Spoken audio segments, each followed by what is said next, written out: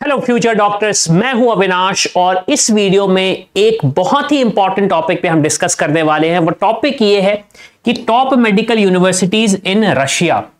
अब ये वीडियो उन स्टूडेंट्स के लिए है, पहला, जिनका जो स्कोर है या फिर जो रैंक है वो बहुत कम है या फिर ज्यादा अच्छी नहीं है जिससे आपको गवर्नमेंट कॉलेज मिल रहे हैं। दूसरी चीज, अगर हम प्राइवेट कॉलेजेस की बात करें तो फीस अफोर्ड नहीं कर पा रहे हो आप, ये भी एक चैलेंज हो सकता है।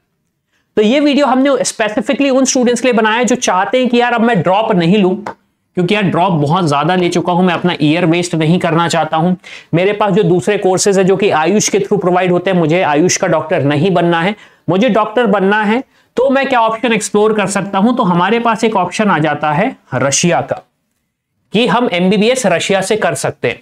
अब देखो, जब भी हम अब्रॉड एजुकेशन की बात करते हैं, एमबीबीएस इन अब्रॉड, तो आपको दो चीजें समझनी पड़ेंगी। अगर आप वापस इंडिया आके डॉक्टर बनना चाहते हो तो उसके लिए हम एक सेपरेट गाइडलाइन बनाएंगे जिसमें हम आपको बताएंगे कि स्पेसिफिकली जब आप आते हो बाहर वापस आके तो क्या क्या गाइडलाइंस आपको फॉलो करनी पड़ती हैं। लेकिन दूसरी चीज जो हमें डिस्कस करनी है वो ये है कि क्या रशिया अभी सेफ कंट्री है मुझे अगर एजुकेशन वहां से लेना है तो देखो, आंसर ये है कि Russia as a country is safe. जो कॉन्फ्लिक्ट हुआ है between Ukraine and Russia, that is inside Ukraine, not in Russia. तो रशिया में सारी चीजें नॉर्मल हो रही हैं। आप अगर जाते हो यूट्यूब पे देख सकते हो, ब्लॉग में काफी सारे स्टूडेंट्स ने पोस्ट किया। तो if I talk about, parents का भी कंसर्न हो सकता है कि क्या रशिया एक सेफ कंट्री है, क्या मैं वहां पे जाके अपनी एजुकेशन पूरी कर सकता हूं। स्टेबिलिटी की जो बात हम करते हैं वो आपको रशिया में अभी मिल रही है, तो एक ऑप्शन आप एक्सप्लोर कर सकते हो। चलो अब हम जानते हैं इस कंट्री के बारे में overall. So again, why Russia, question ये आ सकता है कि हम क्यों जाए रशिया। तो देखो, कॉस्ट की अगर मैं बात करूं तो tuition cost and living cost are lower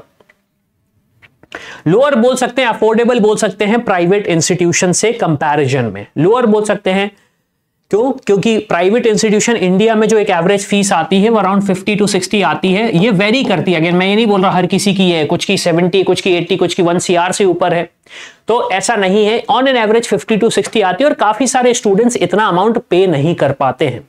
दूसरी चीज, इंडिया में एक और चीज है कोटा, तो कोटा भी अफेक्ट करता है काफी सारे स्टूडेंट्स के लिए। तो ये चीज रशिया में नहीं मिल रही, तो आपको कॉस्ट इफेक्टिव मिल रहा है। फिर दूसरी चीज, क्वालिटी ऑफ एजुकेशन मिल रही, बिकॉज अगेन अगर मैं रशिया की बात करूं तो Russia as a super power, जो हमें पता है जियोपॉलिटिक्स के थ्रू। और सेकेंडली, वहां पे कुछ ऐसे इंस्टीट्यूशन हैं जो 100+ ईयर्स से ऑपरेट हो रहे हैं, 100+ ईयर्स से ऑपरेट हो रहे हैं, जैसे कि इंडिया में भी वैसे इंस्टीट्यूशन हैं। तो अगर आप एक ऐसी यूनिवर्सिटी, ऐसे इंस्टीट्यूशन में जाते हो जिसमें 100+ ईयर्स का एक्सपीरियंस है, एक्सपोजर है, तो ऑब्वियसली बात है लर्निंग तो बहुत अच्छी होगी ही। फिर अगर मैं बात करूं रिकग्निशन, तो काफी सारे इंस्टीट्यूशन को अच्छे रिकग्निशन मिले हैं, जैसे कि MCI से मिला हुआ है, WHO है जो कि इंटरनेशनल है, यूरोपियन काउंसिल से मिला हुआ है। तो अगेन ये एक एडवांटेज है हमारे लिए। लैंग्वेज अगेन इंग्लिश में सिखाया जाता है, not a big issue. Infrastructure wise again world class infrastructure है। क्यों? क्योंकि रशिया एक सुपर पावर है। फिर उसके बाद रजिस्ट्रेशन की अगर हम बात करें तो रजिस्ट्रेशन स्टार्ट होता है मई से अप टू सितंबर, and students are however advised to register as early as possible। तो अगर हम बात करें तो नीट का एग्जामिनेशन जब हमारा होगा 2024 का, तो उसके बाद we can register for that. अब कुछ स्टूडेंट्स के साथ इशू ये होता है, ये सोचते हैं कि यार पहले मैं इंडिया में देखता हूं, मेरे को अगर इंडिया में ऑप्शन नहीं मिलता तो फिर मैं एक्सप्लोर करूंगा रशिया, कजाकिस्तान, जो भी डिफरेंट कंट्रीज है। तो एक चीज मैं बताना चाहता हूं, यार रजिस्ट्रेशन आप करना चाहते हो तो मेरा सजेशन ये है, हैव सम बैकअप ऑप्शंस, क्योंकि अगर बैकअप नहीं हुआ तो गड़बड़ हो जाती है, अब बात करते हैं एलिजिबिलिटी, क्या मैं रशिया जाके पढ़ भी सकता हूं या नहीं। तो देखो, जो कंडीशन है वो ये है कि आपको एटलीस्ट 17 ईयर्स ओल्ड होना चाहिए December 31 of that admission year. तो अगर हम 2024 की बात करें तो by December 31, 12/24 you should be 17 years old.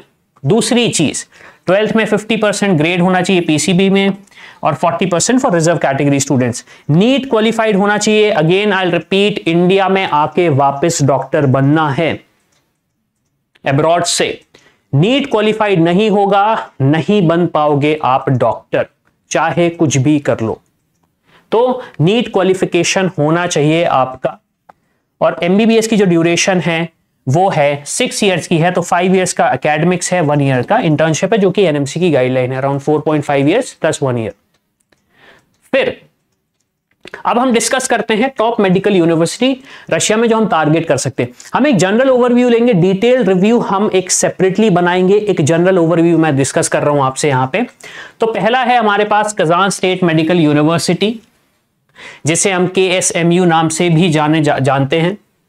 Established in 1814, almost 200 years, almost क्या 200 प्लस ही हुआ ना, 200 प्लस ही हुआ, 23 चल रहा है, तो around 210 years, around 210 years.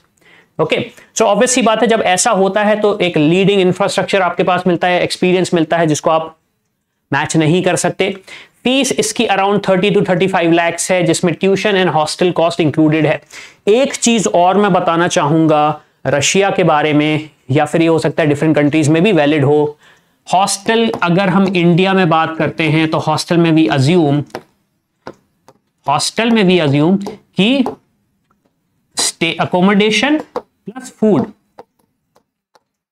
Russia में थोड़ा सा सिस्टम डिफरेंट है, रशिया में हॉस्टल का मतलब है सिर्फ अकोमोडेशन, फूड इंक्लूडेड नहीं होता है। चलिए नेक्स्ट इंस्टीट्यूशन की तरफ बढ़ते हैं, Crimea federal university. Okay, established in 1918, 100 plus years. Okay, recognized by NMC, WHO and other medical authority, and it also recognized by Educational Commission for Foreign Medical Graduates. फिर इसकी बात करूं फीस कितनी है, तो हमारी 23 से लेके 30 लाख रुपीस तक की है, जो कि ऑब्वियस सी बात है, एक अफोर्डेबल ऑप्शन है अगर हम एजुकेशन लेना चाह रहे हैं इस पर्टिकुलर यूनिवर्सिटी में। फिर हमारे पास ऑप्शन आता है Volgograd state medical university, founded 1935, considered among 10 best medical schools in Russia. Russia एक बहुत बड़ी कंट्री है, उसमें टॉप 10 में आता है। और अगर मैं फीस की बात करूं तो 27 से 28 लाख रुपीस है, on an average 4.2 lakh rupees पड़ता है पर ईयर का, जो कि बहुत ज्यादा कॉस्ट इफेक्टिव है। फिर उसके बाद हमारे पास ऑप्शन आता है Bashkir state medical university, establishment 1932, almost 80 years अगर मैं बात करूं। It's a leading medical university in Russian federation and republic, और यहां पे जो फीस है वो 18 लाख से 20 लाख है, जो आपका total duration of the education है। ये ईयरली फीस नहीं है, ये टोटल फीस है ऑफ द होल एजुकेशन। फिर इसके बाद नेक्स्ट इंस्टीट्यूशन हमारे पास आता है समारा स्टेट मेडिकल यूनिवर्सिटी।